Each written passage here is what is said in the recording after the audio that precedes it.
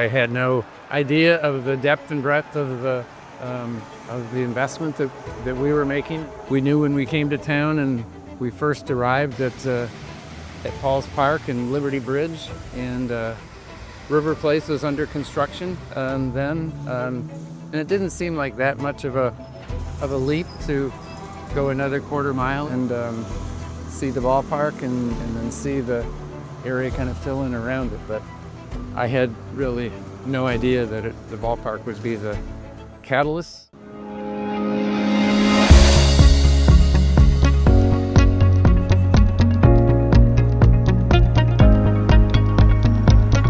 When I look back at those early days, I mean, it was Mayor White, it was, Councilwoman Lillian Brock Plumbing.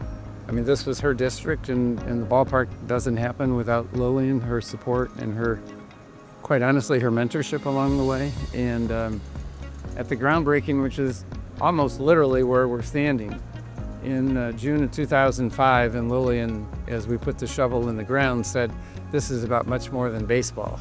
She was so absolutely right that it's so much more than baseball.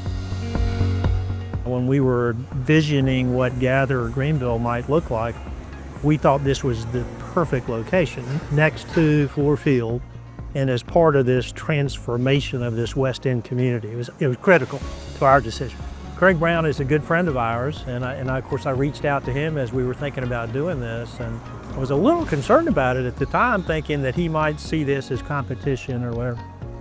He very quickly embraced this concept, basically said, this is awesome.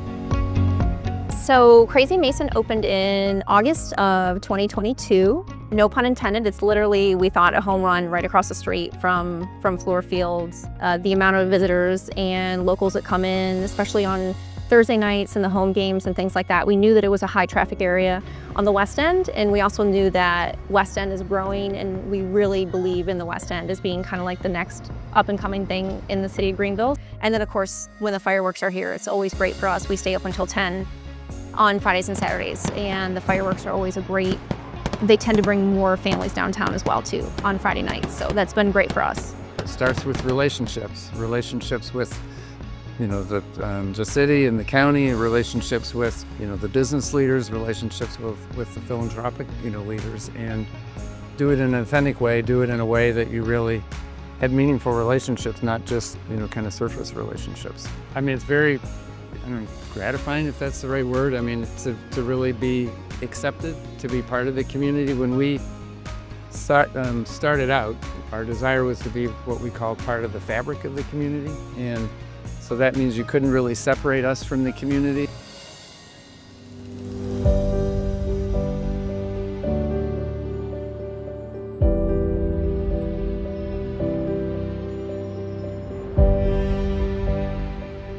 You know, 20 years of close to 300, 400,000, 500,000 fans a year, and to get the 6 millionth fan, I mean, that's a lot of people.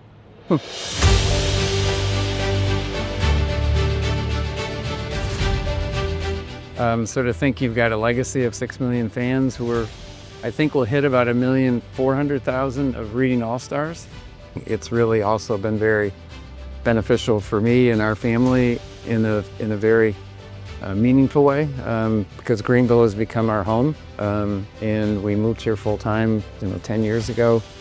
Our son now lives here full-time, and our daughter now lives here full-time, and now to have our grandkids kind of growing up in the community and kind of owning a baseball team is kind of neat to be able to share with them. And what we say to our players when they come here, we tell them that when their minor league journey ends, and we hope it's in front of their locker at Fenway Park, we want them to think of their time in Greenville as their favorite stop along the way.